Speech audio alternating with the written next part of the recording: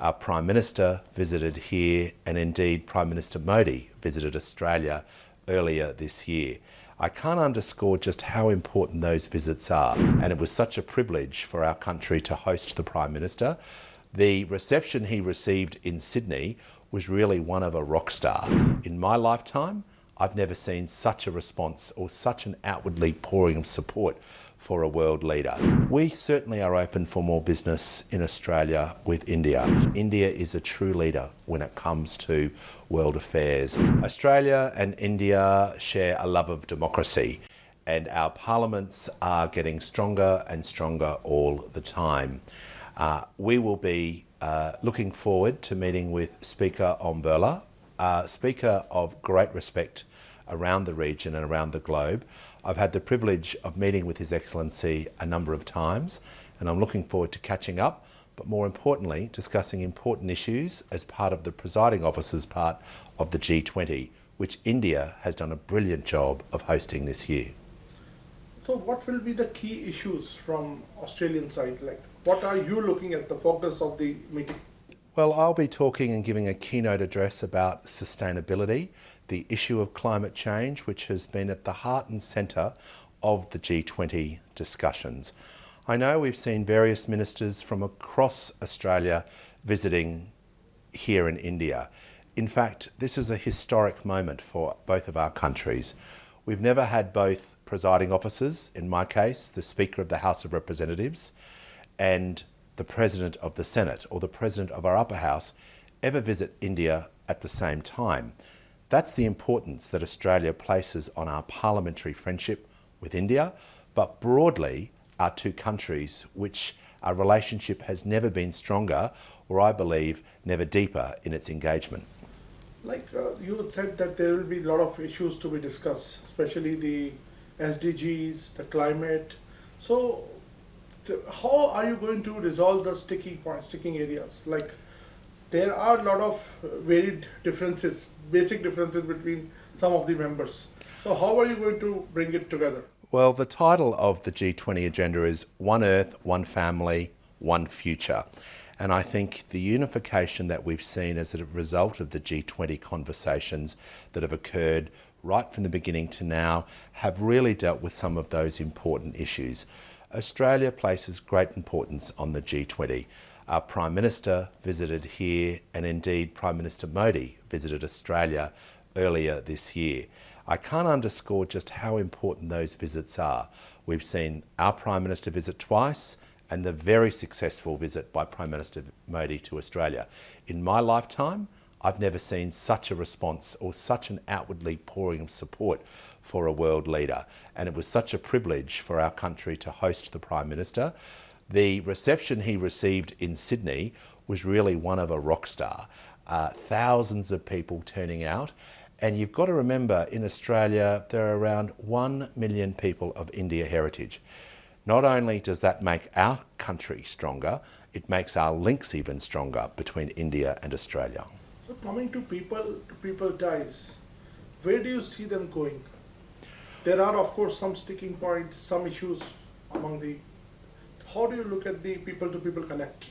Well, I think if you Without going into specifics. Well, I think if you even look at one specific around trade, the economic agreement that was signed late last year, and the ongoing work that is happening between our two countries around the Comprehensive Free Trade Agreement, which many of us are hopeful, as those negotiations continue, we'll see sooner rather than later.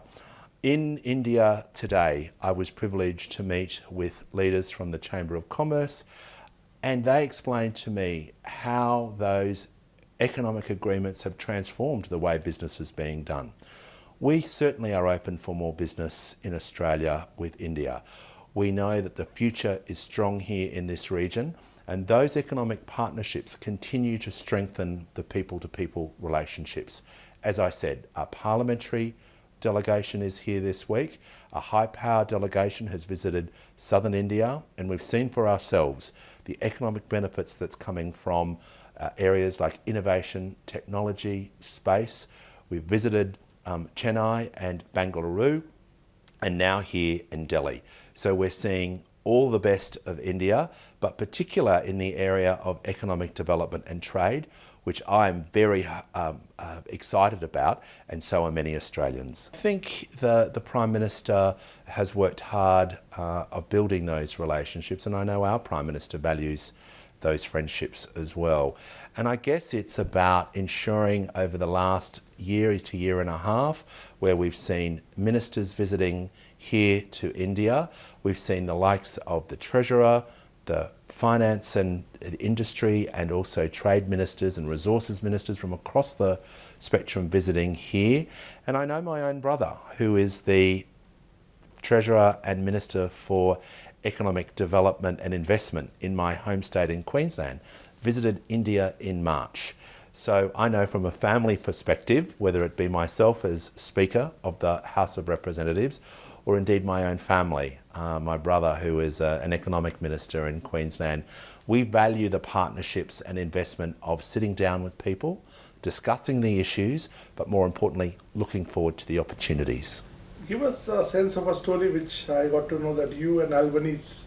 Tell us about that story, that equation. Well, I'm very privileged that this is not my first visit to India, and I came to India as a newly elected Member of Parliament in 2018.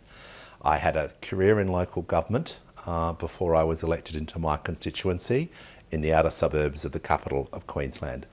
And I was asked to attend the parliamentary delegation, which was the first in around 18 years to visit India. And that delegation leader was the now Prime Minister of Australia, Anthony Albanese. It was a very important visit for me as a parliamentarian, and really shaped my views and values around the Indian economy and the Indian community. In Australia, the India diaspora is so important because it makes our country so much stronger. And on that visit, I got to meet friends and understand some of the issues. And now, as the 32nd Speaker of the House of Representatives, to lead a delegation to India has been the honour of a lifetime.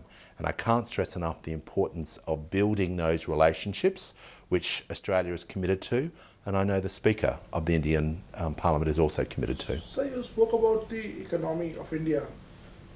How do you see the digital transformation which is taking place, and the laws which we are getting in? Recently about the women reservation bill, in which women will be major participants in our political system. As a speaker, how do you look at these developments in the country? Well, I think India is leading the way when it comes to the digital revolution. Meeting with businesses and industry in a place like Bengaluru, which is a leader in technology, not just here in India, but across the world. We can learn a lot from India in terms of its success, in terms of the digitalisation of the economy, ensuring citizens have access and power to information. On the question of female representation, that's a very positive step. We've been following that issue as a nation very carefully. In our Australian government at the moment, 52% are women, the largest we've ever seen. Our Parliament has been working hard to improve the role of women, people from different backgrounds, diverse backgrounds. First Nations people are being represented in the Parliament.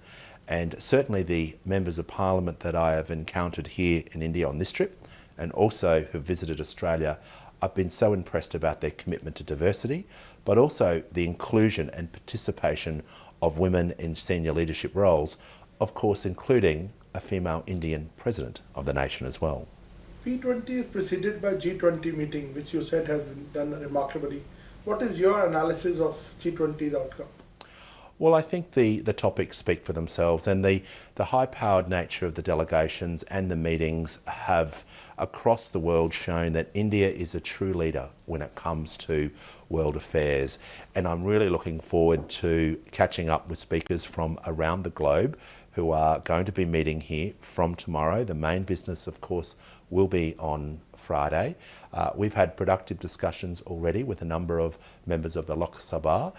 Today I met with a foundation that is doing remarkable work in policy areas to ensure that that dialogue, that interaction, but most importantly the outcomes are there. So it will be an exciting couple of days, and certainly for myself a huge privilege to be representing Australia, but more importantly explaining to our colleagues about the importance of action on climate and also sustainability. Sir, India and Australia are not only just bilateral, they are also working together in various multilateral forums and also Quad recently. So how do you see this relationship moving when it comes to world affairs and influence? Well, the Quad is something Australia and India are deeply invested in, and that is about our region's success. And I understand there will be a meeting hosted by India next year.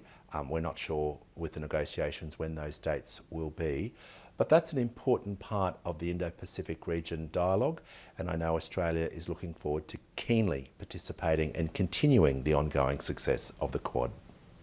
Sir, India has a federal structure, and now there is a lot of talk about one nation, one poll. Have you studied this subject? That one nation, one poll means like all the state elections and central election together. Oh, look, I understand there will be elections being held in India for a number of states, but that's probably up for the people of India and the government officials to determine their timing. Australia has a similar federalist system. There's always things we can learn from each other.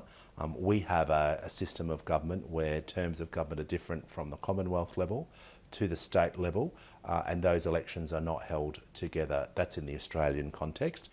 But of course, we also have municipal and local government elections. That's a background that I come from, and I was very proud to serve in the city that I was born in and represent as a Brisbane City Councillor and also as a leader.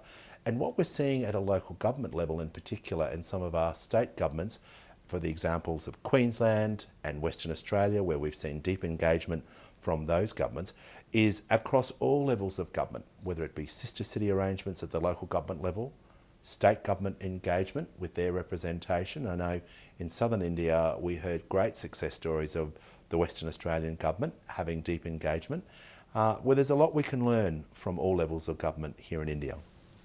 Sir, so my last question, what is your final expectation from this entire visit, and what kind of outcome you are expecting in this? Well, I'm looking forward to catching up with old friends, first of all, but more importantly, meeting new ones. Because Australia's India relationship isn't just one of between two countries, it's between two friends. And these important meetings play a crucial role in continuing those foundations that have been laid, ensuring that our economic cooperation continues to grow, that the people-to-people investment regarding students, regarding innovation, technology, defence, action on climate, all of those things which both of our countries are working hard on, puts both of our countries in a really strong position for the future. This is a great time to be visiting India, where we're seeing a deep engagement, and I'm hopeful to play a role in strengthening that.